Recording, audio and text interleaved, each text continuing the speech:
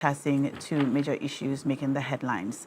First is the very unfortunate collapse of a building at the DA Experimental School in Accra, Newtown, which has unfortunately left 3 people dead and about 20 people currently receiving medical care. Yesterday, we were on the ground. We saw the various security services over there trying to remove the debris as well as ascertain exactly what might have caused the crash. We also spoke to some of the family members of the deceased persons and some of the students of the school, the DA Experimental School at Accra, Newtown, who told us many things, including the fact that on Saturday they were in the building studying for their final exams. So the students apparently were still using the building, and even as students, they claimed that they had constantly raised concerns about the integrity of the building because they could sometimes feel it shake when people were on the top floor praying while they were in the building. And we're going to go into that. There have been calls for a real look at our building safety regulations and a call for reforms with respect to the integrity of many buildings. We've heard from some engineers, like Engineer Mahama, who says there's a lot of buildings in the country are standing only by the grace of God. Well, we'll get into that. But we have heard from the Ghana Institute of Safety and Environmental Professionals. They have issued a press statement. We'll get into the details of their statement, and we'll speak to their national president as well. In addition, we're going to discuss the president's call for a proper probe into the big push contracts, which the Fourth Estate has published a report on. We're going to go into that and the president's speech while he addressed civil society organizations yesterday. My guests are already here and seated. We have in the building MP for Japa, Honorable Kletus Seidu Dapila. Good morning, sir. Good morning, Great to have you in studio. Thank you. It's been a while. Yes, I think the last time you were here, we were here. I think it was for, was it for a by-election? I don't remember. Yeah, I think it was the last time. That was Akutia. Yeah, the last time we had you here. Welcome back. Thank you. I hope all is well in your constituency. Well, all is well. It's positive. There's peace. The people are going about with their normal daily activities, and we are also trying our best to get the part of the national cake to our people. You are trying your best. Yes. Well, the cake is in your hands. Yeah, it's the cake has never been enough. You can't have enough cake. Exactly. So that's why nobody can ever say you have enough. The mouths are too many. I see. So we are always trying. It's not, much, but we are trying to get what we can get for our people. And I think so far so good. So far so good. They are impressed. More grease. And More grease to your elbows. Thank you. Thank you. All right. Also in the studio this morning, we have private legal practitioner Austin Bracco Powers, who is in the Supreme Court seeking a declaration that the name of the airport be changed or cannot be changed to Accra International Airport like it's been done without a proper amendment or repeal of the law that named the airport. How is the matter coming? Yeah, it's shaping up well. Okay. It's shaping up well, yes. I'm sure it will be a major battle. Yeah. And like the last time we discussed, this is one subject matter that Ghanaians should be interested in because it borders on the constitutionality, particularly the balance and how to maintain it, and the responsibility of the courts to be an umpire, an independent arbiter, to ensure that the balance does not scale towards one organ of government against the overall supremacy of the Constitution. All right. Well, we will keep a close eye on this one, and we look forward to reading it in the Ghana Law Reports as part of material that people interested in the law, part of our jurisprudence, people interested in the law should be interested in. Also in the studio, we have Dr. Ramsey Inusa, Director for Research with the United Party. Good morning. Good morning. Welcome back. Well, I was not gone for long. Yes, it's great to have you back in studio. Just a short time. Yeah, thank you for having me. And let me say a very good morning to your cherished viewers out there and to my brothers on the table. And indeed, Now, to our leader and founder, Honorable Alan Tramantin, who is indeed making significant strides. If you look at the current polling by Musa Danko of Global Info Analytics, you can see that the United Party is really appreciating. What did they say? Significantly in 2 regions. Okay. The Ashanti region and then the Volta region. However, Greater Accra will definitely follow suit and will make some significant strides in Greater Accra. In 2028? Absolutely. All right. We wish you all the best. Thank you. Now, before we get into our issues this morning, we woke up to news about Otto Addo being, they say, you either say dismissed, fired, sacked, or they have parted ways, depending on how you feel about the issue. So he's no longer a coach. Did you see it when you woke up, or you heard about it when it happened? Well, I'm aware of the crunch meeting being held. Oh, okay. Yeah, late night, and I'm told it went into dawn. Yeah. And a decision was finally taken. Now, I think for me, it's a welcome news because now everybody, when you take a job to do and you are not performing by way of your employers, I think they have the right to, ask you to stay away so that they can hire the service of another person. Many Ghanaians, honestly, have not been too happy about his style of coaching, and they felt like he's one coach that usually win by luck, not by performance, not by his tact, not by his expertise. That is the general perception of Ghanaians. So for me, it's just like any other worker. Now you are here working. If you are not performing, your employers can say that now, part ways, you have to stop. Let's hire another person. So it is everybody. Look, it's the taxpayers' money we use to pay these coaches. Yeah. Even the players, I have a problem with them. You see, the players. Yes, I have a problem with them.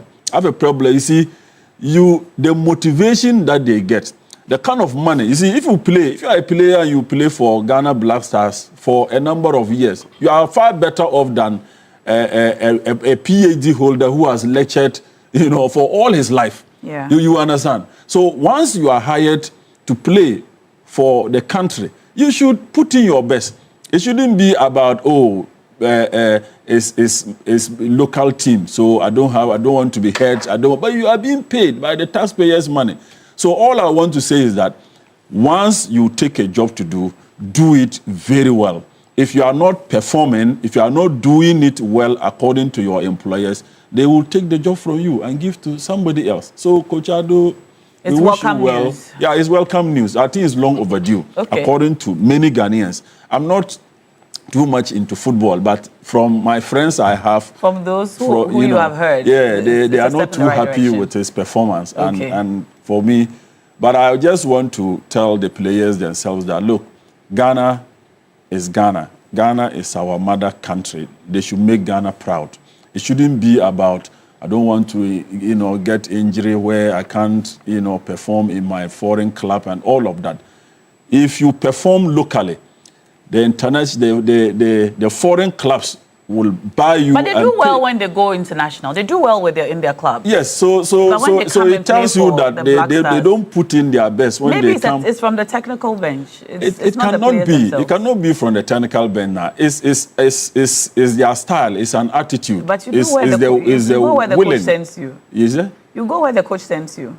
And you can only perform in the capacity that the coach permits you to. Yeah, what I'm saying is that I understand that very well. But all I want to say is that you, as an individual, it's a team work. But individually, there are some players who usually know how they perform when they are in their foreign clubs. And when they come locally, it's nothing. It's like just a player from Jirapa that they put in the pit. You understand? And that is usually disappointing. Okay. So I just want to tell them that they should put in their best. The same effort. We are ready to motivate them. Ghana is proud of them. They shouldn't see Ghana as any other country. It is their country. They should be patriotic enough to sacrifice for Mother Ghana, just like they usually sacrifice for their foreign clubs. All right. Austin, are you a football lover? Yes. In fact, I got wind of the information last night. Before the firing? No, yes. I think I had a few discussions with people who were... in the meeting? Some people were privy to the information. Now, I think the timing is very bad. Okay. The timing is very bad because we have barely 3 months to the World Cup. Yeah. Don't forget the World Cup is starting on June 11th to 19 July. So looking at, if you do the math, you know that the timing is very bad. Yeah. And Honorable touched on something. I think it is very important. We are firing the employee and we are leaving the tools. And we fired the employee, but we didn't provide the employee with the requisite and appropriate tools. Now, what do I mean? The thing is that if you look at our players on the field, there's nothing enthusiastic about their play. Nothing. In fact, the recent one, the one they played yesterday, happens to be the only one I felt at least they are pushing up. Do you understand? So the players themselves have not been good in the field. And I feel if there's anything we shouldn't have dismissed or sacked or parted ways with Otto Addo. You know, because he has started a project and it will take a while. These are young players. Many of them, they have not even played for the national team. And they are now coming together to make sure that they bond. Now, dismissing him and thinking that within the space of less than 2 months, you'll be able to get a Messiah to help us to play. And I always ask myself, are we thinking of winning the World Cup? Or is that the perception? Is that understanding? Maybe that shouldn't be the motive. He has to build a project. Don't forget that it took a while for the Asian regime, the Asians and the Asamoah and our peers to be able to find their rhythm. So these players also need they need some time. And Otto Addo, I felt Otto Addo was on the right path. Yes, because the thing is, sometimes I feel the pressures behind the scene. The pressures behind the scene tend to overpower the real work. The GFA pressures, sometimes political pressures. These are things I feel they are not doing well to help the players to, in fact, discharge their service to the satisfaction of Ghanaians. So now, I feel the timing inappropriate. The dismissal, Otto Addo may not have been impressive, but he has started a project. And it takes a while. If you look at all the major coaches in the world, you realize that when they start the project, look at I'm sure now you are not an Arsenal fan, but look at Arteta. Why you say you're sure I'm not an Arsenal fan? Are you? Yes, I'm an Arsenal fan. Yeah, because I was making fun of Arsenal last week. Yes. We make fun of ourselves as Arsenal fans. Now, when you look at the trajectory, Arteta started a project, but it looks positive this time around. Even though you may have lost the FA Cup, it appears I think you lost the Carabao Cup. Yeah. But the FA Cup appears to be something positive, and even the Premiership. Yes. So this is an example of a coach that started a project, which now appears to be positive. So I feel the dismissal of Otto Addo was needless, because the players, in any case, if they go to the World Cup, I don't think they will be able to win this World Cup, or they will even. They will impress us as much as we expect. But someone says they can only bring back a disposable cup. And now I will be happy because I'll be happy. I don't mind if they do not excel beyond the group stages. Do you know why? Because it's a project that we've started. Let's not impress upon the players to over excel. Can we bring a coach? Is this a good time to hire a new coach to take us? Some people have said that, you know what, just bring Stephen Appiah or Michael Essien, one of the old guys who have had good experience with the team and also at the World Cup to come manage the team for now. Is that a good idea? No. I think the thing is that there are some coaches, foreign coaches, who can do some magic. A new coach will be able to work with the Black Stars at this point. That is where you bring in the senior citizens and senior players like Michael Essien and co. So the new coach will be with them. And he will funnel his instructions through them because they have been with the players, they know them. Do you understand? But leaving the team in the hands of Essien and co, I don't think it will be a good idea. No, not a good idea. Let's get, if having dismissed Otto Addo, get a foreign coach who has exceptional performance or experience to lead the team. But I'm not expecting the Blaster to move to beyond. Do magic. No, I don't. All right. So we've been joined also in studio by Mr. Alfred Thompson, the former Deputy Director of NIB. Good morning, sir. Good morning. Great to have you. Nice to Great see to you have again. you. Yes. How are you doing? Yeah, very well, thank you. You're welcome. Thank you very much. All right, we'll come to you in a moment. But Doc, you just heard about the removal. Definitely, I heard it this Are morning. you a football fan? Right, so. Oh, I see. Right, so a phobian fan. Oh, to be precise. phobia. Never say die. But you don't come to stadium. Why? I'll come. I have to join you. You. You will sponsor the players one of these days. Nice one. Okay.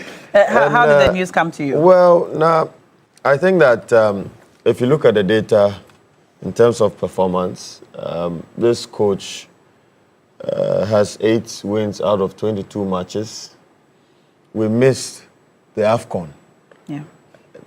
You know, in a while, Ghana has always dominated the AFCON, but we missed it this time. Shows that our performance is on a decline.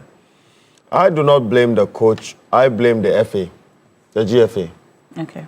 Absolutely. I blame the GFA because the root cause of Ghana's football woes lies in the bosom of the GFA. Where is our Coles football? I used to play Coles some time ago. Yes. I was captain of my school team. I see. Yes, number 5. I was a defender. I see. If you miss the ball, don't miss the man. That was my mentality during those days. Now, where is the love for football these days in this country? Look at our local league. Yeah. What proper investments are we putting in our football? Right? Look at the various so-called astroturfs that they claim they built. Are they up to standard? Under the previous administration. Are they up to standard? What's wrong with AstroTurfs? They are not up to standard. These AstroTurfs are serving our communities very well. I've visited a few of them. They are not up to standard for football activities. Really? Yes. I dare you to go and do your own investigation. Oh, no, I know that there are AstroTurfs in our community. I've visited a number of them. AstroTurfs, and when the wind blows, it carries the carpet with it. I participate heavily in local football. No. So I don't know which ones you're referring to. There are certain exceptions. Okay. Right, like the one at Labadil Magdan's own. Okay. Right, there are some the ones in Teshin are great too. Yes, there are some few exceptions, but many of them are not up to standard. I see. Right, and so we've lacked the ability and that real interest to build our football. Look at the generation of Dede Ayew. That team, Dominic Adia, right? That team that won the under 21 World Cup in Egypt. That was our golden team. Post that team, what other golden generation did we groom? Nothing. So we are here just... Which year was that? What? Which year was that? When they won the World Cup. Yeah. Yeah, under 20 World Cup. When Dede Ayew was a captain in Egypt. Okay. Yes. I think we played Brazil also. Brazil in the final. Yeah, in the final. You know, we failed to groom the next generation to take over. Look at the likes of ASEAN, that generation that made it up to the quarterfinal of the South African World Cup. What did we do then? Did we put in the right investments to look for other young talents to take over them? Because football is a systemic process, it's generational. And that is why Brazil has been dominated. That is why the likes of Argentina, because they have the structures in place, deliberate structures and policies in place, implemented by their FAs. But we are here always blaming the coaches. So it's our FA that has to sit up? The FA has to sit up. All right. The FA has to sit up. I do not see, the need in sacking Otto Addo now, even though the performance is abysmal. Almost 3 months to the World Cup. Who is going to take up? Yeah, not yes, the magic can be done. Well, somebody can come and turn the fortunes around. Well, I agree with you. If the team based on the players themselves, I'm sure they interviewed the players themselves. They felt like no. Do you know why I'll concur to what he's saying? Why? We saw that with Ivory Coast. Yeah. When they hosted AFCON. Yes. Well, all right. Well, let me come to you, Mr. Thompson. You heard about the news of Otto Addo being given the boot. Yeah, I read about it around, I think, 1 a.m. or 2 Yes. a.m. Also, it's unfortunate. I don't know why every time we blame the coach, especially where in Ghana we have over 1 million coaches. trying to teach him what to do. In life, I always say that as human as we are, we sometimes make mistakes. It's not going to be perfect from the beginning. Yesterday's match showed us that there was some improvement in what he was doing. So gradually, as he's picking up and he's given the chance to run his administration, I believe he would have done better. And maybe, since it's an emergency now, maybe they'll also source a new coach and bring him in, because that's the you order. have to say so. That's the order of the day. That's the order. All right, so we'll get into sole sourcing. Emergency. So when it happens this way, then we quickly have to put an emergency in and we'll get into source a new coach to decide their person they want to put in. But at the end of the day, it affects the whole Ghana. We are not happy about it. Yeah. I'm not saying he's perfect as a human being, but I believe he could have done better. Yeah. And if given the chance, and if he sits down, because after every match, you need to sit and watch and see where the loopholes are and better the next one. And that's what I expected them to do with him. Everybody says, let's judge, or let's see where the mistakes are. Let's see what we can do better. And when you start doing that, continuously improve upon yourself. But here we are. They know best. Anyway, well, we'll get into our main topics for this morning, and we should begin with the unfortunate collapse of a building at Accra Newtown that claimed 3 lives. Now, we've seen the reports, we've heard from the families, we have heard from the vice president who visited, and we've heard also from the Ghana Institute of Safety and Environment professionals. One thing that runs through all the conversations that we've had is the need to look at our building safety laws, and if there is a need for reforms. And let me start with you, Austin Bracco Powers. Looking at the legal framework that we have in this country with respect to our building laws, planning laws, bylaws, local government laws, and so on, are there any loopholes? Do we have sufficient laws to prevent this sort of disaster from occurring? Or is it always the problem that we have in this country of enforcement that's not working? Yeah, thank you very much. The thing is that when the tragic incident was reported, I had the opportunity or the benefit of reviewing some of our laws, particularly the National Building Regulation 1996, LI 1630. And I was impressed with the holistic nature of the law. I think this should not be seen as a collapse of a physical building, but it should be seen as a collapse of enforcement, a lapse of supervision. Because we have a very comprehensive regulation when you look at it, and a regulation that creates district planning authority. In other words, it gives authority to the various districts to make sure that any building that is erected, altered, or extended is licensed or permitted before. So you cannot wake up and say, I'm putting up a building without the requisite authorization from the district planning authority, which has engineers within their fold. So, and you can also say that because I've been given a permit when I was putting up this building, if I want to alter any part of the building, I won't go for permit. You have to go for permit.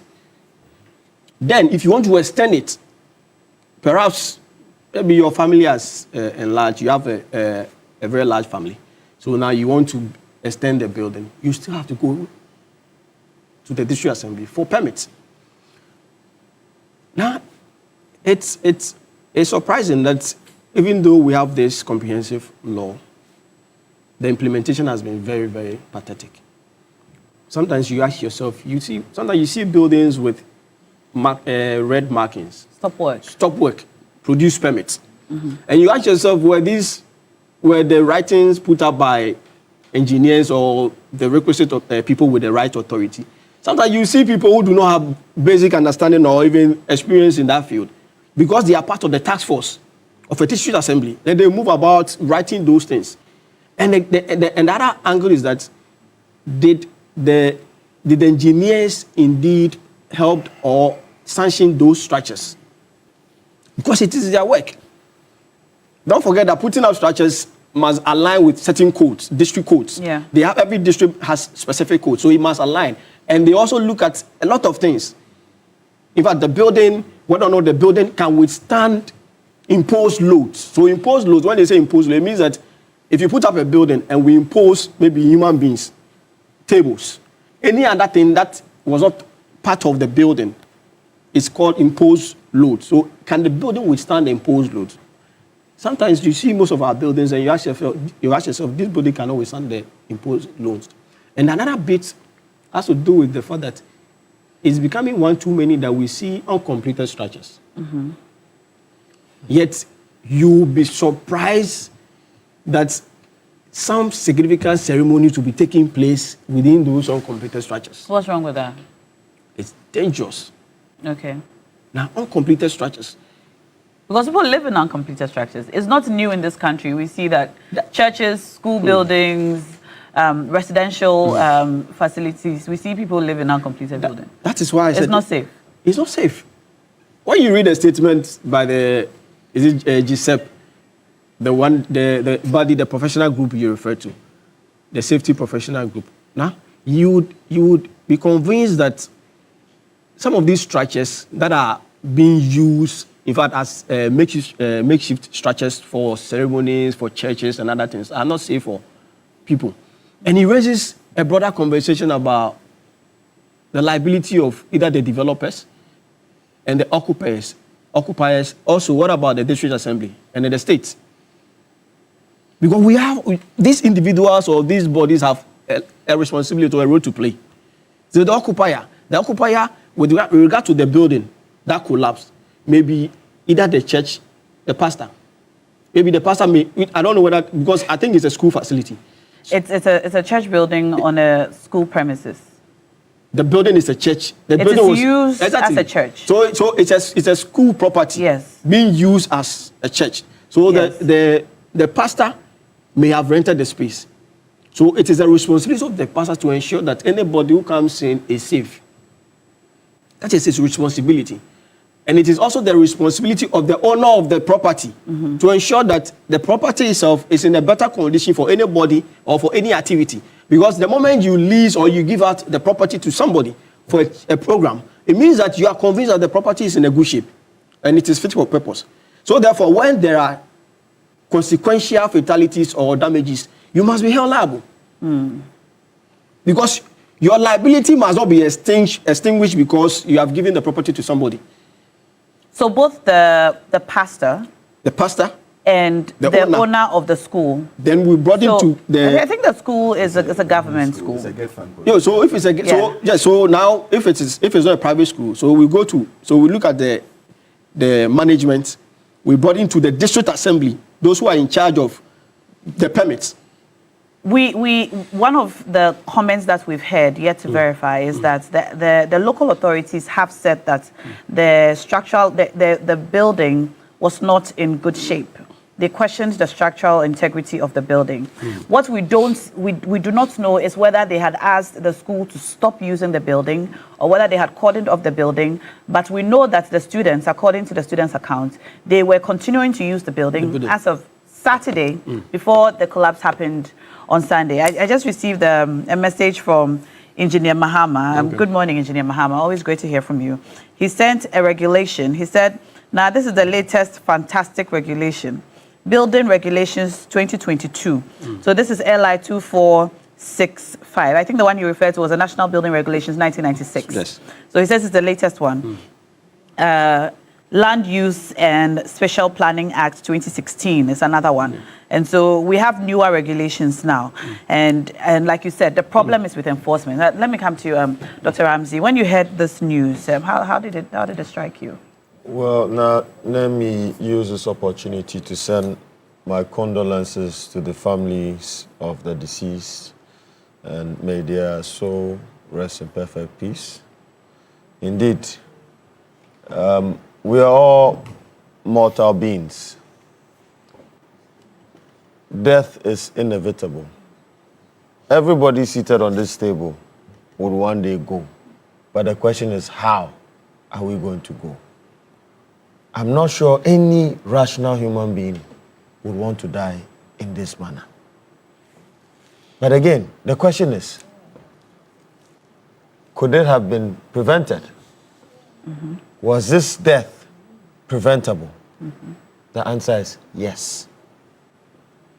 Now, whilst we sit here to indeed put blame where blame is due, we also have to ask ourselves, are we doing much to support our local governance system?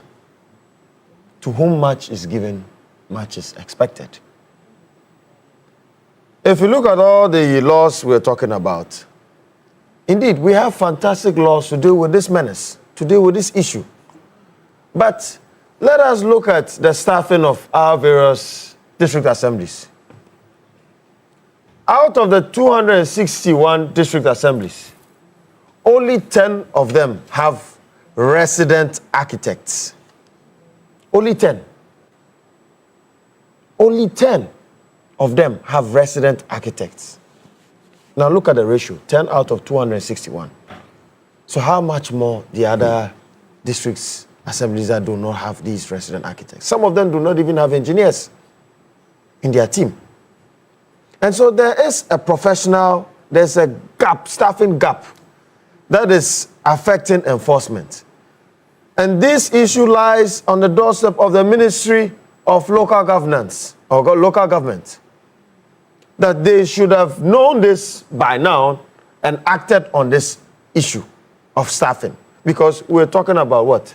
A lot of graduates from our various tertiary institutions that do not have employment opportunities. Why are we not putting them there? Isn't this an issue?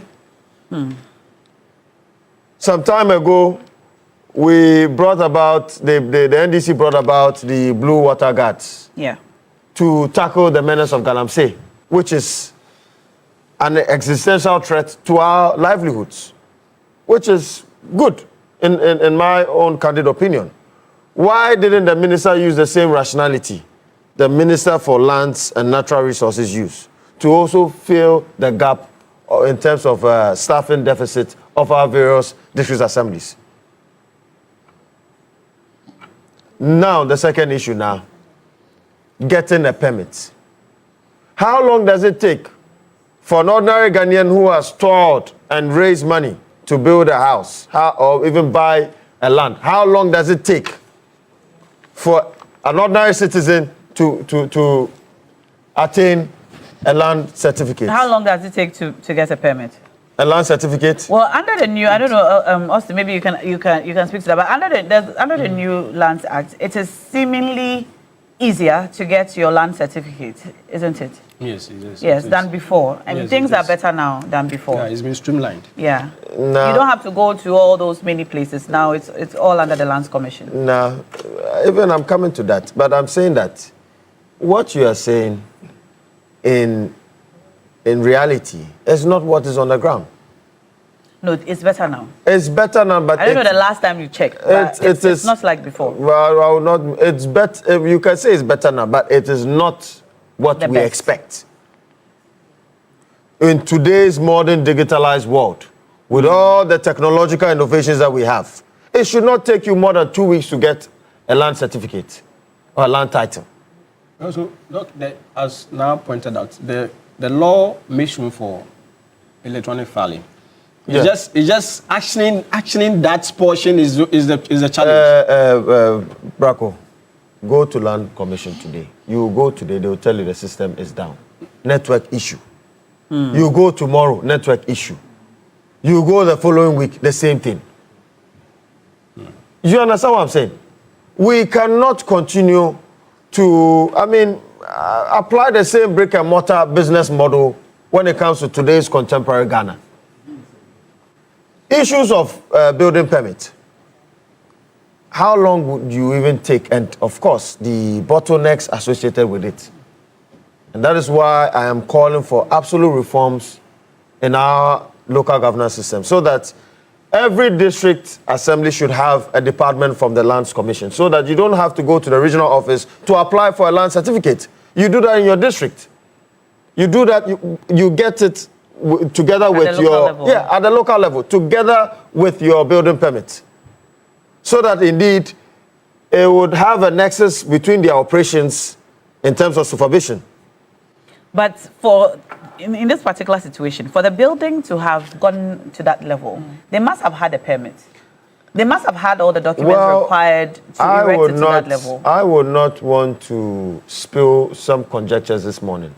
I know that there's some investigation underway, right? But from the rumors I've heard is that the building started in, I think, 2011 and neglected in 2012. After post-2012, it was neglected. And then I think the local authorities flagged it as a risk that the building was not fit for purpose. And so in order to safeguard the area and the kids around, it had to be brought down. But post that, we've not seen that action, and people were utilizing the building. But Brakopa has mentioned an issue of a lot of uncompleted houses. Yeah. Of course. Is this your final point? Yes. Okay. My final two, please. He mentioned a very important point now. I mean, it takes a lot of pain to build a house in Ghana, taking into consideration the cost of building materials. When we know that 70% of all building materials is imported into the country. 70%? 70% of all building materials is imported into the country. When you say building materials, what like materials used for construction, about 70% is imported. The cement and the sand and the stones? Cement and sand is just a mere component of it. So what are you referring to exactly? I mean, the iron rods, the paints, right? The vanity ware. Those are not building materials. Well, they are material. I mean, a complete building. Okay. I'm talking about complete structure. Okay. You understand? Because you need exterior and interior. Okay. So that's what I'm talking about. Holistically, overall, 70% is being imported into the country. Is this a fact? It is a fact. 70%. You can check. 70%. 70%. Because now, we produce cement locally. We have the wood, we have the sand, we have the stones. Yes. We even produce some paints locally, don't we? I stand to be corrected. Oh. Yeah, we produce some paints locally. 70%. I think 70% is a stretch. I'm telling you, it's 70%. In fact, 50% is a stretch. No, I think from source 70%. You take my words. Okay. Now, let's move to the issue of uncompleted homes or houses. Now, that's your final point. And abroad, I mean, there's a mortgage system to cushion workers. We have mortgages in Ghana. I'm coming. I'm hitting to a point. Oh, right. I'm not saying there are no mortgages in Ghana. All right. Please make a point. Apologies for interrupting. Yes, there are no mortgages in Ghana. But I'm saying that the interest you pay on these mortgages and then the time frame given to you cannot hold. We have a lot of Ghanaian workers today that, if you look at their salary structure, cannot meet that standard. And so today, those that are putting up building is automatically through their savings and their hard-earned money. Yeah. So government going forward should support our banks with some form of fiscal policies, incentives, so that they can cushion new homeowners or people that want to engage in construction for their own residential purposes. And then lastly, the Ghana Standards Authority. We import certain substandard materials into this country. I mean, some time ago, some iron rods that were imported into this country were being flagged. We need to support our GSA with some robust equipment so that they can enhance their supervision and testing within their laboratory to enhance that the materials that are imported into this country are within that standard. Right. And let me take this opportunity to commend the Ghana National Fire Service and then the Ghana Police, NADMO, and all the authorities that helped to save about 27 lives or so, who were 20 lives who were buried in the rubbles. And let me commend the district commander of Kotobabi, DSP Georgina Sabi, who has had sleepless nights to ensure that this operation became successful.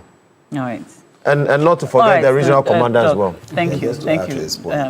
When you Google it here, it says that yes, it's widely reported that 70 to 80% of building materials used in Ghana, 70 to 80, 80% are imported. Interesting. So I've been fact-checked. Yes. And is it right? Yeah. Okay. 70 to 80%. Of goods are building materials are in imported. Ghana. Yes. That's staggering. It goes on to say it's that's a very high number. import I know you're the data man. It's not about that, so, but we are not the ones that will come and tell you that we will not go to the IMF today, tomorrow, and we'll go to the IMF.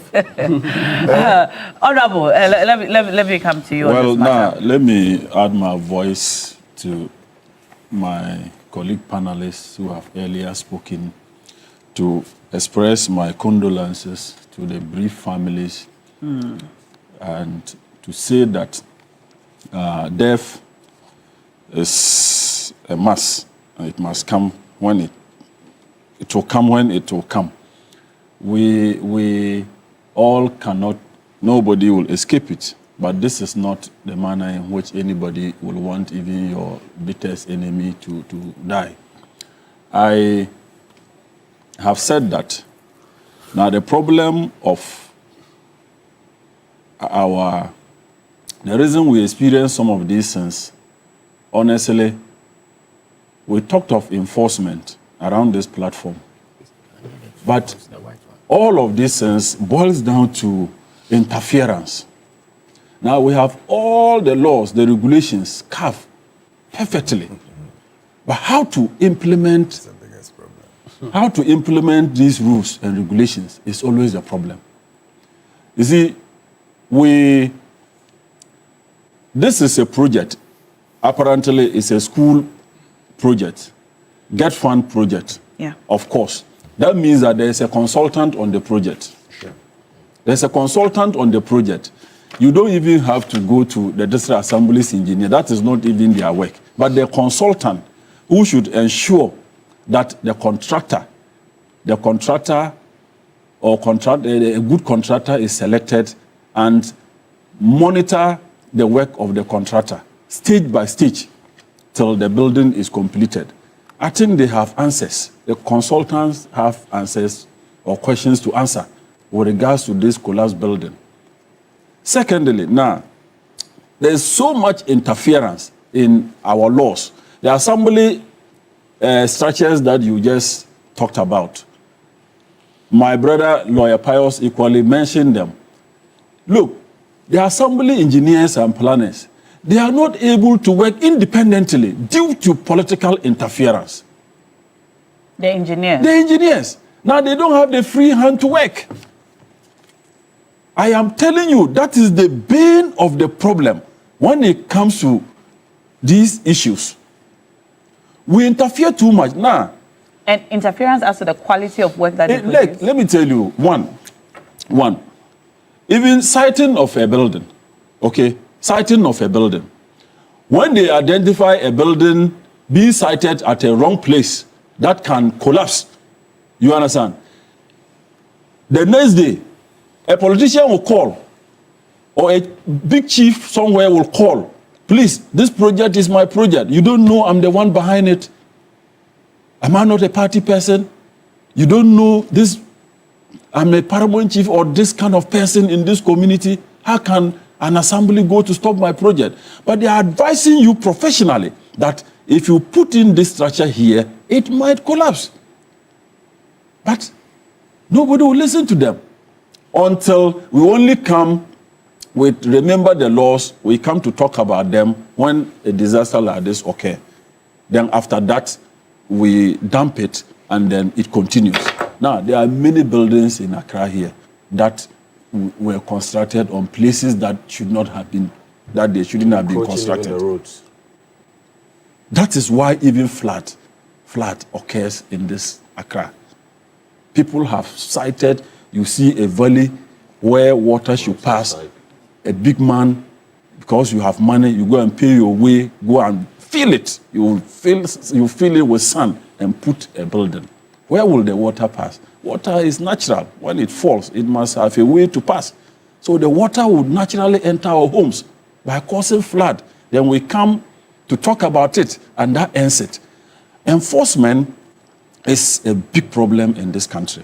And all of these things is due to bad political interference. We have polarized the system so much that even the technocrats, when they are working in fear. The technocrat is protecting his job. He doesn't want to lose his job. So until we change the status quo and allow our professionals in various government organizations to work independently. Now, everybody is a contractor now. Everybody is a contractor now. The consultant that I just said that the consultant has questions to answer. If you ask the consultant will tell you that, look, probably I advise that the person who has even been given the contract cannot do the job properly. But nobody will listen. The politician, the consultant also wants to survive. He wants jobs for his firm. So if he is so strict, he will not be given contract. Mm-hmm. You understand? So now it's a multifaceted problems or challenges that we have when it comes to enforcement. And that is why we always come to cry every day. These things will continue to happen if we don't change our attitude, if we don't stop the interference, if we don't allow technocrats, professionals to do their work independently without interference. We always come to discuss these things. And that cannot help this country. It's high time we allow the laws to work. It's high time the politicians and the big people in society allow the technocrats to do their work independently. That is when we can all go to sleep and will not experience some of these things that we experienced a few days ago. Well, but when we hear comments like this from politicians, yes, I worry. I worry now. I'm a politician, yes. But I worry. Some of the interference, some of the things that happen now. Look, you go to many of our desks. They are not. Look, those days, go to the Zongos.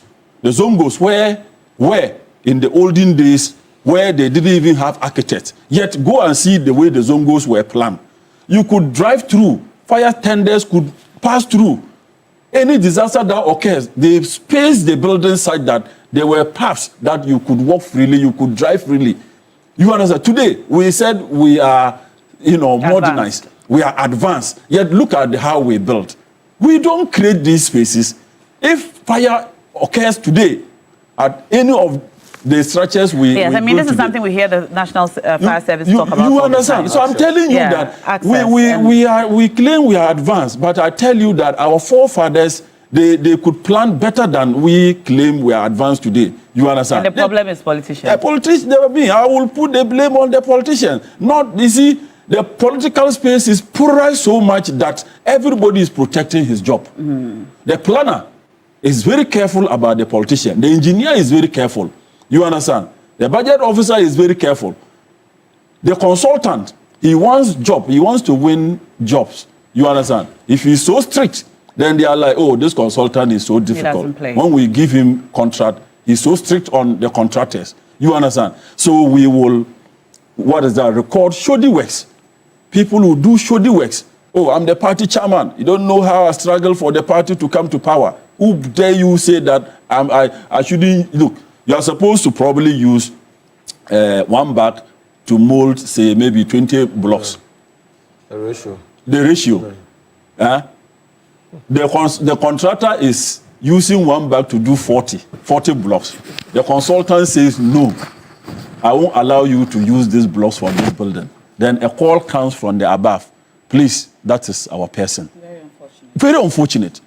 Very unfortunate. Now, right. So for me, honestly, I think that enforcement is our problem. Attitudinal is our problem. We need to change all these things and allow the laws to work. Let's allow the professionals to work. Now, lastly, let me commend the fire service, the Ghana Ambulance Service, the Minister for Interior and his team, NADMO, and all those who supported, who went in, much earlier to rescue these other people. Those who are in their hospital beds, we wish them speedy recovery. And let us just don't discuss this and let it slide. Well, the Ghana Institute of Safety and Environmental Professionals have put forward some recommendations on how we can move past the discussion on we have an enforcement issue to actually walking the talk to ensuring that these many laws that have been spelled out are actually enforced and we as a people abide by them. Mr. Thompson, we'll take you have the final bite on this matter. But first, let me acknowledge the presence via Zoom of the National President of the Ghana Institute of Environmental Safety and Environmental Professionals. She's joined us on Zoom. Dr. Miriam Edful, good morning. Thank you for joining us. Thank you, and good morning to you all, our panelists and our viewers. Great to have you. We'll come to you in a moment. All right, so please stay with us. Yes, Mr. Thompson. Yeah, I would say good morning to you once again, and to all my colleague panelists here, and greetings from Dr. Mahmoud Baumia to all of you. It's unfortunate that you wake up on a Monday morning to such a disaster, which we are still discussing for the rest of the week. And he would say politicians, I would say I don't blame politicians. Who do you blame? They are technocrats on the ground. You should not be afraid of your job if you know your worth. You shouldn't be afraid of your job. Why do you think if they transfer you to where, Wale or where, are you going to die? Aren't people working? No, I'm giving that as an example. That if the politician, the worst case scenario, he can't sack you. Mm-hmm. He can only transfer you. When they transfer you, aren't you going to work there? And there are people there you can work with. Let's not start, you see, every time we want to push and blame the politicians. If politicians come every 4 years, and even the person you are working with, the person in charge of land commission or anything, can be taken off the head, can be taken off within the 4 years. In fact, he can be taken off any day when the president decides that today I'm not happy with him and he should go. Like what has happened to Otto today. Otto what? Otto Addo. Sorry, I said Otto Addo. What has happened to him today? It's not as if you have a contract there, that you are there permanently. Apart from that, all other people beneath you, they have their full contract. And you cannot just get up and sack them.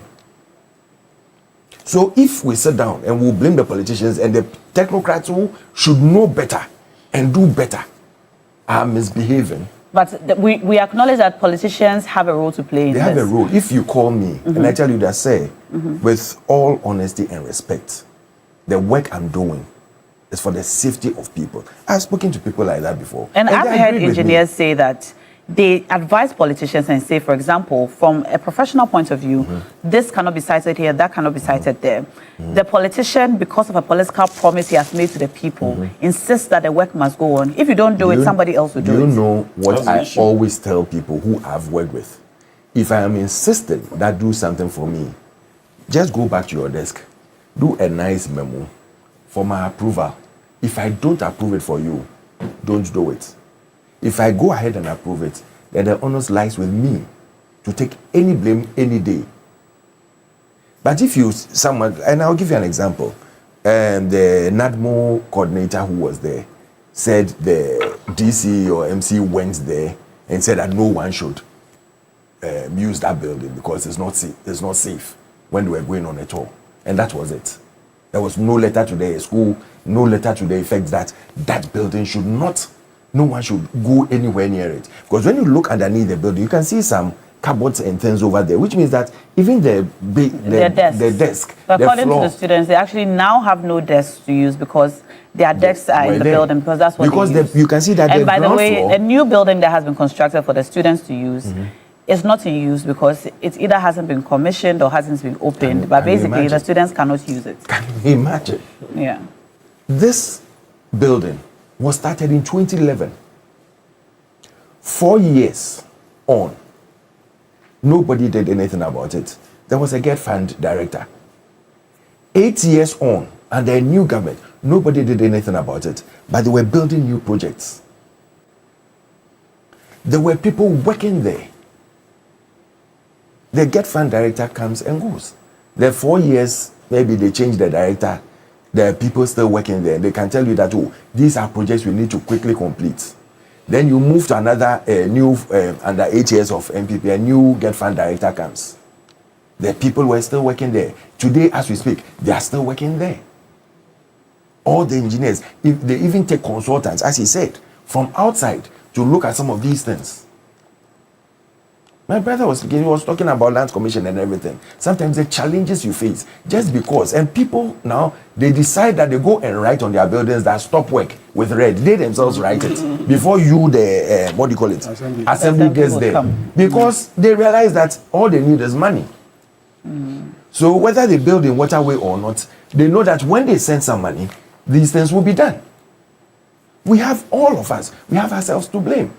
We cannot put it on the doorstep of a politician. That building was a death trap. When you look at the structure over there, for a 4-story building, with those beams and what do you call it? Pillars over there. You ask yourself, who will send a child to go and stay in that structure? Because when you are putting up pillars and it's going to go up to a 4-story, they have a type of iron rod you use. You can't just go for the normal 1.5 iron rods. You can't go for the 1.5. You have to go for the, I think it's about 6 or the bigger ones, the thickest one. Because there's a 4-floor story. Children are going to run up and down. Anything could happen. The church people, they were jumping and singing and praising God. Yeah. And all these were shaking it. Meanwhile, the students actually say that sometimes when they are downstairs and people are upstairs praying, they feel the building shake. A girl who was interviewed says, when you put your hand on the building, you can feel it shake. It tells you that the structure is defective. And meanwhile, some people have been paid to make to approve. Look at what we are seeing today. For a 4-story building, and it's even look at the lower pillar and look at the upper pillar. When you are getting up, it goes smaller because if it's too heavy too, sometimes it can sink the building. So the moment you are going up, you are reducing it up to which floor you get to. The top floor, you don't use thick this thing, but all the beams should be solid. Wow! Like you said, the cement that is being used is reduced. And so you can even go and use a nail or even your car key and you just be scratching it and you see that particles are coming off. And you can see the iron rod. Let me read some messages coming in. Engineer Mahama sends this message. It says, "Now the MP for Japa is absolutely 100% spot on with everything he said in his submission, especially on interference politically. I have evidence of some engineers who were transferred because they were seen to impede, in quote, progress. Tell the MP I like him. You don't," and then he goes on to talk about the need for the fact that you do not need a land certificate before you build your house once all the documents indicate the land belongs to you. Once you have your search report attached, your indenture, and all relevant building documents, you get your permits to start to build within 1 to 3 months. People just don't want to follow basic requirements. In fact, some people don't even go to the local assembly at all. I do a lot of these processes for people, and I see it. It really does not take much time, largely. All right, and then he goes on again to say that everything that you have said, Honorable, is absolutely correct. This happens all the time. I'm going to go to talk to Dr. Miriam now, who's the national president of the Ghana Institute of Safety and Environmental Professionals. They've put out a press statement. This is a summary of what they put out in their statement. All right, so the Ghana Institute of Safety and Environmental Professionals calls for investigation to determine the cause of the disaster. 2, urgent structural assessment of uncompleted buildings being used for public gatherings. And 3, a passage and implementation of occupational safety and health bill. All right. So this is a summary of what is contained in their statement. Now, let's talk to Dr. Miriam. Dr. Miriam, again, thank you for joining us. Now, you've called for the passage of a new bill. Is this a bill that's already in Parliament? In fact, currently it's not in Parliament. Okay. So this is a new one. Previous government administration, it has ever gone. It goes back and forth. And whenever it goes, they said they should do a lot of education for people to be aware about some of the safety needs. But I see a huge gap. The gap being that even from our nursery, the curriculum we have, through the profession, the various professions we have, health and safety is not factored. So we groom people, they become professionals, and the decisions they take, it's not backed by any health and safety mindset. Okay, so our curricula is deficient on that, because you can even put committees together. They will draft a very nice act, but the act is not workable, and it is seen that somebody is not enforcing something. It's all because there's some deficit in terms of health and safety. When we say safety, safety is always associated to sustainability. So if you are putting together an act like that, and the policy is lacking safety of the people, the health of the people is neglected. Meanwhile, in this economy, the major human resource or capital is the human beings that do all this work. If you go to the various workplaces, their health and safety are not factored, because we don't have any act that is saying that an employer must do this. Make sure their health is assured, their safety is assured. We are doing so many things at these areas, but health and safety actually is neglected. And if you look at all the ministries, it is Ministry of Labor and Ministry of Employment and Labor Relations that have the power to make sure this law come into force. But Doc, we already have many laws. 10 years, Doc, I'm sorry to cut you, but we already have many laws. I mean, the laws have been listed. Dr. Austin Bracco Powers, calling you Doc, listed them. Now, the laws are many. I'm sure you are familiar with all of them because of where you sit. Do we need another law? Yes. Or is the problem enforcement? And if the problem is enforcement, should we not be considering how to ensure that the laws we already have are properly enforced rather than asking for a new law at this time? Yeah, the laws can be enforced to some extent. Somebody who wants to ensure health and safety cannot use only the building code to enforce it, because it's looking at the poor engineering and land space and other planning of the type of building you are putting down. It doesn't care about who is building, was the person healthy, was the decision the person was taking very good, was it safe enough for the people, the occupants? And if the occupants are hurt, what are we supposed to do? We have few of these laws in the Factories, Offices and Shop Act that is looking at the health and safety. If you go to Standard Authority, the framework they use also look at portions of that. Okay, so we are saying that all these laws should be harmonized. Now we talk about collaboration, we talk about education, we talk about enforcement. The laws cannot sit in silence, and everything that borders on health and safety, all these ones should be harmonized into one particular and give one person charge. Now, if everybody is doing some, DFI is doing some, Ghana National Fire Service is doing a bit of this safety we are talking about. If you go to the mining area, the chamber is also doing something small. You see, it doesn't work because everybody thinks that somebody should have done it and nobody is doing it. But if you give the authority to one person, that you are in charge of health and safety, then when you are talking about issues of health and safety, why shouldn't people occupy places that are uncompleted?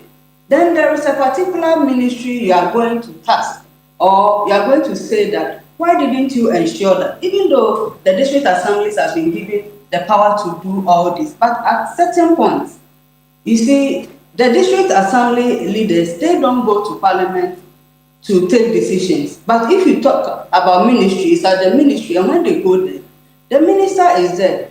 And some of the things he has to instigate for it to work. And now it's not harmonized. So nobody is in charge. And look, I'm at the health, I'm at ECD now. I'm the General Manager, Safety, Health and Environment. But when it comes to ensuring to some extent, they will tell you that even nationally, we don't have any law that is pushing us to do this. So when we reach there, we'll cross it. I've heard it several times. So I think there's something we must do. Talking about everyday bills are being passed. You see, every day, value for money bill just passed. They are all needed. So if they are needed, and the main ingredients that ensure the health and safety, even that will even look at that will look into the mindset of people. What caused you to set this decision or decide to occupy an uncompleted building? That law will be able to enforce that. So you don't just take decisions. So safety is stemmed out of even the little decision that we take. All right. It appears we have a problem with her connection there. But thank you so much, the National President of the Ghana Institute of Safety and Environmental Professionals, Dr. Marion Edfo. Thank you for your contribution to this conversation there. And we wish you all the best in all that you're asking for specifically. For the new bill on health and safety. It's not the laws. The rules are there. The regulations are there. Okay. It's enforcement. Okay. And it's the interference that I talked about. You see, my brother Thompson, the politician. I want us to wrap up this conversation so that we can move on to the next one. That's fine. We have very little time left. I actually wanted to find out if the deceased, the family members of the deceased persons have any recourse or redress. Yes. That's why I said that we have these issues. But quickly, the thing is that the doc was talking about a new law. Later, he said we have so many laws. Yes. So I think let's step down on the need for a new law. Let's allow the system to work. I think we have enough, as Honorable said. Now, the issue raises multi-layers of liability, and I've said the building developer, the contractor himself. Okay. The contractor, yes. Because you've been given things to do. So what did you do your work as expected of you? You get, and the pastor. The pastor is gone. Yeah. Wow. The pastor is what? He died. Wow, that is tragic. Unfortunate. Because he also had the responsibility to ensure that the building was in the good shape for his members. You get it, and potentially the state. This is a government facility, as we hear. Yeah. This is a government facility, so the state also has to bear a portion of the liability. So, I think what we have not done, we've not been good in doing, is to take the state on when some of these things occur. Thank you. And I will encourage the family of the deceased. They should take the state on. Will you represent them? I will be ever ready to do that. Because you see, we need... I'll do that pro bono. No, because you see, Honorable, the thing is sometimes we have to test the law. Sometimes, not even, it's not about testing the law. It's about holding the government accountable. Yeah. Because as Thompson said, there are people in charge, there are engineers who have been given the responsibility to put up the structure.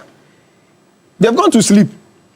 And some people are now mourning because of their negligence. Yeah. So you sue the state for the negligence that had occasioned the death. Yeah. And if it's done more than 3, 4, 5 times, next time the state will also sit exactly. and make sure that the engineer is punished. Yes. Yeah. For this. Anyway. And we'll not blame politicians alone. We want to put a pin in this for now. For the IOSO West constituency is doing a fantastic job. Dr. Thompson, I need to commend him for that. He's doing a fantastic, Dr. Mensah is doing a fantastic job. But it's not enough to say that the building is not habitable and you leave it there. Yeah. Exactly. Letters should follow to the school administration. The place should be cordoned off. Cordoned off. Yeah. Even now you should put notices that nobody should enter. You read that the building had been earmarked to be pulled down. Yeah. Why was it there? Yeah. Meanwhile, a new building is there. They are not using it. Yeah. Desks and tables are in the school. Let us also commend a corporate entity, engineers and planners, for also supporting the rescue mission by providing some heavy equipment. I think that Mr. Ibrahim Mahama has been one of the greatest philanthropists in this country, and we should accord him with that recognition. All right. Yes. All right. We're going to move on now. We're going to move on now to our next topic. We know that the president has called for a full probe into the sole sourcing reported on the Big Push projects. Now, there was a report from the Fourth Estate, which sort of necessitated this statement from the president, and he was speaking yesterday to CSOs. And following that statement, a lot of comments have been made, a lot of commentary from across the political divide, among other things, commenting on some of the statements that the president made during his reading of the State of the Nation's address and his reference to sole sourcing and how... I beg your pardon? Banning it. Banning sole sourcing. And we wanted to bring back that tape so that we would see it, but unfortunately, we're looking at the time that we have left. We'll not be able to bring it back, but I'm sure we're all aware of... No, we cannot bring it back. We don't have enough time. How many? We don't have enough time. We don't have enough time. So let's just go straight into it, Mr. Thompson. You were the last to contribute on the last topic, Okay, so I'm going to come quickly, straight to you. When we're looking at sole sourcing, I just googled in what circumstances do you need to do sole sourcing. It says sole sourcing is used in Ghana when only one supplier can provide specialized goods or services, or in cases of extreme urgency, emergencies, or standard procurement under Section 40 of the Public Procurement Act, 2003, Act 663. It is legally permitted with approval from the PPA to meet urgent needs, ensure consistency in technical work, or address national security issues. Then it says exclusive, the goods or services are only available for this. But this one, the extreme urgency requirements, often from unexpected catastrophic events, make competitive bidding impossible. In this 100 or 81, 107 contracts that 81 are sole sourced, why is the catastrophic event or the extreme urgency? We sat down in this country when some people went on a rampant shouting that sole sourcing is the root of all evil in Ghana. And that when you do sole sourcing, it means that you are giving it to your cronies and stealing from government chest. What has changed today? That 81 contracts signed by the Minister of Roads and Highways and stated that even old contracts that were in there, he signed it again for the work to be done. It's not good enough for the president to tell us that it's being investigated. It should be halted immediately. If he wants to show leadership, he should halt all this sole source contracts, and now we go under the correct competitive bidding. Not even one has gone under competitive bidding. 107 contracts. And that's why he's trying to investigate to find out. So investigation is not good enough. He should stop. He should halt this. He should show us that he is a president and halt this. If he's man enough, he should tell us that he's not part of it. He doesn't know anything about this. So I've halted all this sole source contracts. And going forward, we have to investigate and make sure that everything is under this. Because he told us twice in what do you call it? Just address to Parliament. State of the Nation. State of the Nation address, that he was going to ban. He used the word ban sole sourcing unless it's rare, and the rare comes into the catastrophic events. Emergencies. Is there anything catastrophic that has gone on? Is this so bad that we have to sole source 107 or give 107 contracts out? 81 of them are being sole sourced. Is that so bad that when you do a contract, you gave a contract in 2016 for Dodo Pepeso in Kwanta Road, which was awarded for 25.9 million euros in 2016. And now we are going to rehabilitate, renovate, put that road in a better shape. This time, you awarded for 63 million euros. And you tell us that there's nothing fishy going on. And it's sole sourced. And it's sole sourced.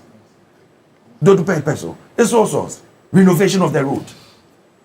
You want to put Sapete, 9-kilometer Sapete, going for 10 million Ghana cedis plus.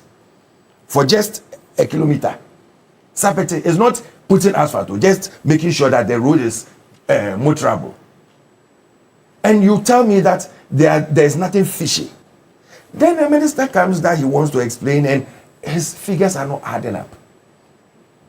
He throws and jabs and does everything here, forgetting that he himself, and I'll quote him, in 2016, on what he said when he was doing all these, 2016, part of the reason, and it was on June 16th, 2021, sorry, not 2016, 2021, part of the reason why the government is unable to build more roads is because of the use of sole sourcing in the award of road projects, which inflates the cost of such contracts. Who said this? Kwame Govins, Agoja ranking member on roads and transport, now Minister for Roads and Highways. There it is.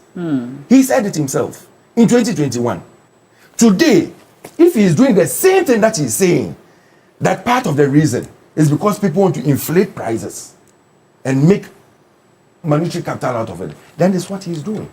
Honorable Deputy. And that is why I will insist, I'm ending here, that is why I will insist that the president cancels all the contracts and is done very well. You're shaking your head vehemently. Yeah, from where my brother just landed, yeah. How can you say that the president should stop the construction of this noble flagship program or project? How, bro?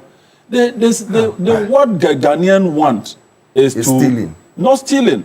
Nobody. Why? Why is the stealing? Why is the stealing? Didn't I read what your own roads minister said? Let me say. You see, you people. Your own roads minister. You people. He said it was stealing. You've been trying all hard to come out with scandals against this government, and you've been fishing. You've been on expedition trying to just come out with scandal against President Mohammed's administration. Are these sole sourcing allegations untrue? Why? Now, we have not said that. We have not said that sole sourcing is a source for stealing. The basis, listen. Was he misquoted? Listen. How did this thing come out? It was the Auditor General report. It was the Auditor General that reported on sole sourcing and said that it was being abused at the time. And that was why the then our current communications officer, Sami Jemfi, did a press conference on sole sourcing. If you remember, there was basis for it. You understand? It was a state institution that did auditing and reported to Parliament that sole sourcing was being abused and that we should check it. That was the basis for the press conference that the communications officer did at the time. But the point was that you disagreed with how sole sourcing was done under the previous administration. Yes, what we said was that... And now the question is that it appears that under this administration... Yes, also, we said it was being abused. We said that it was being abused. So what is happening now? It is stated in the Auditor General's report at the time. What is happening now? Now, what is happening now, this is the issue. Sole sourcing. The big push is our flagship program. Yes. Okay. We campaign in opposition that we were coming to construct many of our economic roads in this country. And when we assume office now, to design, build and construct a road, now it takes months to do the design, build, and construct. You know that very well. Now, we cannot come and use a whole year to be doing bidding in order to give roads to our people. We cannot do that. So under the circumstances, we will go for sole sourcing. Now, are you saying that is it not the case that it's better you go for sole sourcing to construct a road? You saw demonstrations. When we even came into power, you saw people were demonstrating that their roads were bad. People were dying. So because of that, we should go to do competitive bidding to select a contractor. That will take us almost a year. The laws on procurement, our laws on procurement are clear. Yes. There are laws for a reason. Yes. You are saying that because of time constraints, yes, we should not follow the clear dictates of the law. Now, tell me, which law says that sole sourcing is criminal? No. Which law says that? Not that sole sourcing is criminal. Which law says that? But under what circumstances? Morality. I'm coming. Under what circumstances should sole sourcing be relied on? What does the law say? Under what circumstances should sole sourcing be relied on? Emergency. Yeah, emergency. Catastrophic situations. Time is key. Time. So you're saying that the drafters of the law on procurement for our country did not consider the time factor Now why? Time factor is key. Yes, it is key. But the point is that there are clear guidelines on when sole sourcing should be relied on. Yes. Amongst them is if the particular skill that is sought is so rare that only one person or that particular supplier is the only one who is able to supply it. Yes. And the very urgent situations or emergencies and what have you. Now you are saying that because of time constraints. Now because of time constraint, we will go for, yes. Now I will say it, because of time constraint. Now, are you saying, I'm telling you something. Look, when the Honorable Agboja took office, even my party, our own party people were worried. They were like, what is happening? They are not awarding the projects. What is happening? And he keep on telling us in Parliament that, please, we are doing the designs. Tell us the timelines involved in competitive bidding. What is it normally like? Oh, now, competitive bidding will take you not less than, some even take 6 months. Only 6 months. Yes, some take 6 months. Some will take 3 months. Some will go beyond 6 months. And sole sourcing? You understand? And sole sourcing? Oh, sole sourcing can be done within the shortest possible time. Like how long? Oh, is maybe a month. It can be done. So the difference then is the 2-month waiting time? Yes. And that's not enough time for us to abide by. And even with that, now even with the sole sourcing, even with the sole sourcing, the 1 month that I talked about, it can be less. The 1 month can be less. Now, all that I want to say is that, you see, sole sourcing, we have not criminalized sole sourcing. We said that the basis of us talking about sole sourcing, even if you go to the NDC manifesto, we said that we will not abuse sole sourcing. That is what we stated in our manifesto. Okay. That's what we said. We didn't say that it's not a criminal way of procuring contract in this country. Okay. That's not what we said. Okay. You understand? Austin. Now, my brother mentioned, listen, now I haven't done. The project that he mentioned, that when you hear rehabilitation of a road or renovation, it doesn't mean that they are going to add something to it. It's a complete road construction, different scope of work. So I want my brothers to know that when you hear road rehabilitation, it's a term.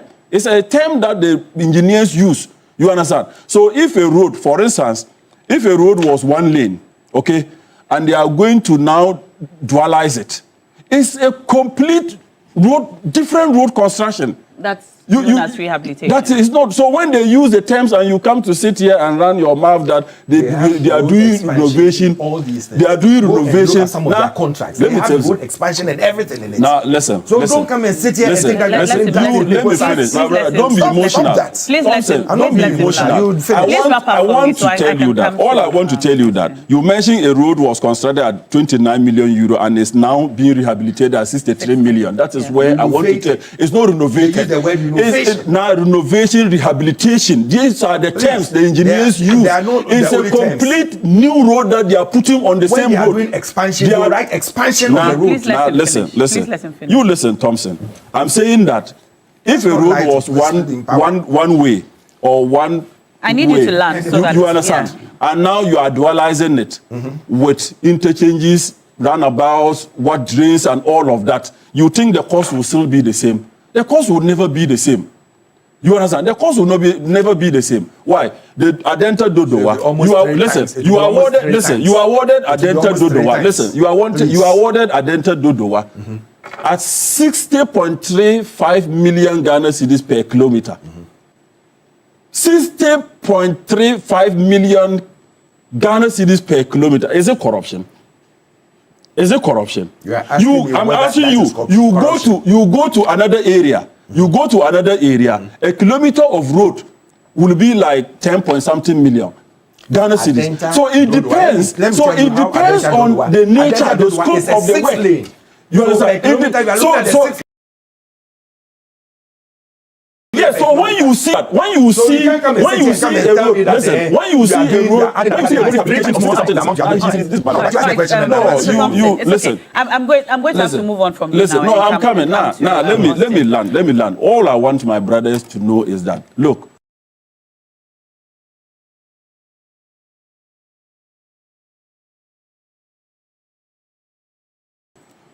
road minister has to be commended Okay, he has to be committed. There's nothing TV. You haven't even talked about TV. Now, even the expose by the fourth estate. Now, the expose by the fourth estate. First, they talk of scandal. A scandal was coming. Then they did the road minister's picture with President Mohammed's picture. Then later, we didn't see the scandal. Then they come talking about sole sourcing.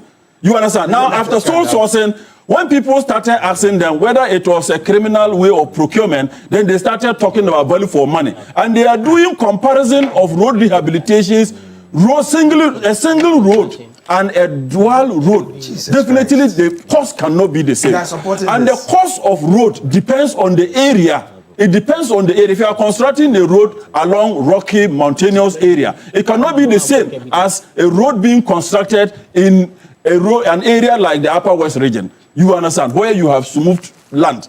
All right. So compensation now, the cost involves a lot. Compensation issues and all of that. So my brothers, you cannot. Austin and Doc. Why are you putting us? Is it a strategy to reduce the time value? It's not. But I just wanted to respond to something that Honorable Daphne said. Now he says that. So I was just saying to him that we understand that the circumstances under which sole sourcing can be done include, emergency, urgency, and so on. And he's mentioned that some of these road projects had to be done immediately because there was not enough time to do competitive building. And I myself wore Wellington boots and went to stand in the middle of the road somewhere at Amasaman. And I heard the people directly talk about how difficult it was to apply that road and the dust and the health concerns. And so it was an emergency. I mean, if you ask me from where I was standing, would you say that because of a situation like that, sole sourcing is the way to go? I think usually this is being more partisan than political. And I mean, this is what I mean. I've read the report by the Fourth Estate. Okay. And I heard them say two things: inconsistency and hypocrisy on the part of the governing National Democratic Congress. Which is true. And so the entire report gave the number of contracts that have been so sourced. Then they went on to outline commentaries by some leading members of the governing National Democratic Congress when they were in opposition. And they also went ahead, they proceeded to speak to some experts, anti-graft campaigners. I have asked myself, and I was in a discussion with some of the reporters, one of the reporters from the Fourth Estate, and I asked them to point out scandal. I asked the person, is this a scandal? Are you seeking to point out the inconsistency or the hypocrisy of the government? If that's the argument, then let's put the matters in their proper perspective. But both political divide, they understand that the single source or sole sourcing is not illegal. And Thompson rightly referred to Section 40 of the PPA Act.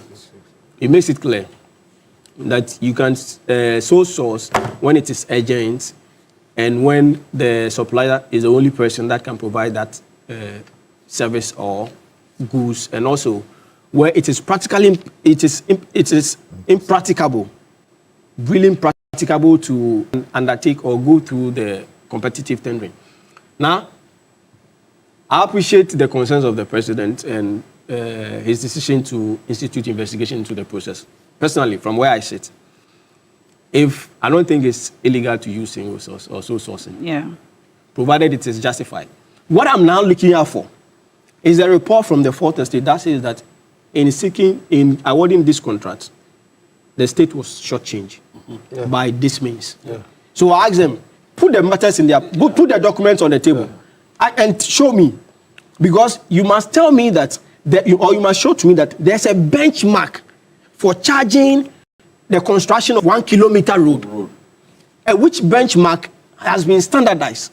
And on that basis, this cost which has been charged is too much.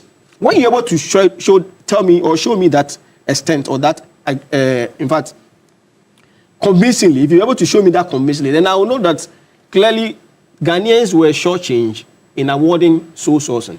But beyond that, this is an issue for the two political parties. It's a gymnastic for them, because they are trying to But see, the thing is that when I look at the report now, subjectively, they are telling me to subjectively look into the report and conclude that there have been some underhand dealing. Corruption. Something I will not be invited into the arena. Something I cannot do. Okay. I want to see the facts. So the matter is not about whether it was sole sourced or not, but whether the state has been shortchanged. Exactly. And this one is not a scandal. Let's not make a scandal out of it. All right. The NDC may have been inconsistent and hypocritical. That is their issue. There's no standardized cost for construction. So on that basis, now I don't think this is a scandal. All right, Doc. If you don't have the facts and figures.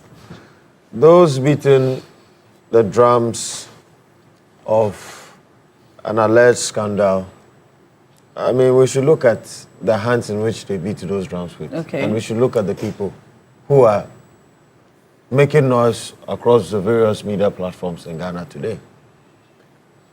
There was a time where the people of Ghana were promised that the era of soul sourcing would be a thing of the past. What happened under the previous regime of Dr. Mahmoud Bawumia and Akufo Addo? Yes, I agree that there are some double standards when it comes to some of the promises the NDC made. Even the words of President Mahama, who said that he was going to abolish soul sourcing. But here we kind of interchange, or we mix the definition of single sourcing and then sole sourcing. In instances where, for example, let me give you a paradigm. The Akosombo Dam runs on GE turbines, General Electric turbines, to power the dam. Now, let's say the turbines get damaged. The only manufacturer that has natural monopoly over these spare parts is GE. So, of course, you are not going to go through competitive tendering. You have to go through the sole sourcing process. When it comes to single sourcing, there are multiple competitors, but then the entity who is going to issue the contract would select through the PPA, would select or recommend one of the corporates. That is the definition, that is the disparity between sole sourcing and then single sourcing. Here in this case, I stand to agree with the Minister for Roads and Highways on principle that one of the terms under Section 40 of the Public Procurement Act 663 is that when you look at matters of continuity, you can then use the single sourcing pathway through the approval of PPA.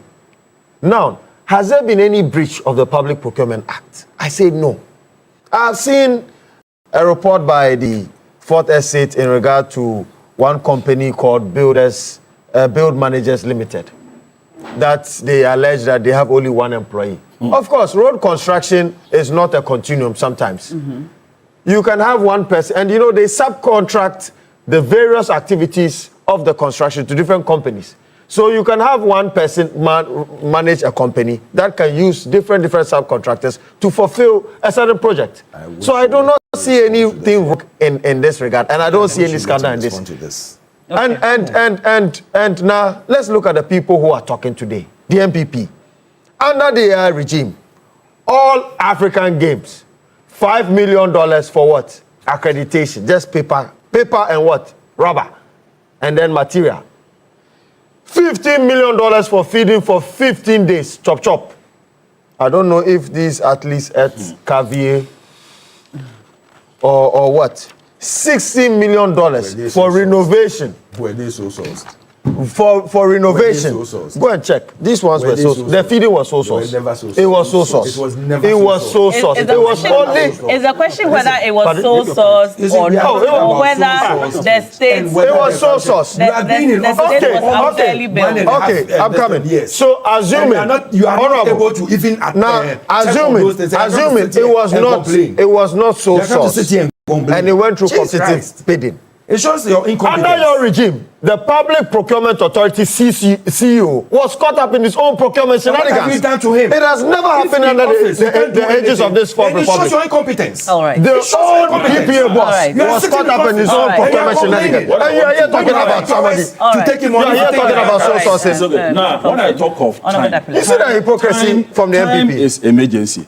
Time is agent. We will not take scriptural lessons from a drinking man. When I talk of time, look, you cannot, because of time constraint, time is emergency, time is agency. So that's what I mean by time. Okay. And I want the public and your listeners to know that, look, because of time, you cannot come and want to spend a whole year in designing building. So you're saying that the circumstances under which sole sourcing is allowed. Yeah, they did it 100%. In our case, they did it 100%. We even did 44%. They never did anything 100%. We did 44%. They never did anything 100%. Okay, all right. All right, gentlemen. What are your facts? Don't come and sit on set and lie. I want to end on this facts that you're putting across.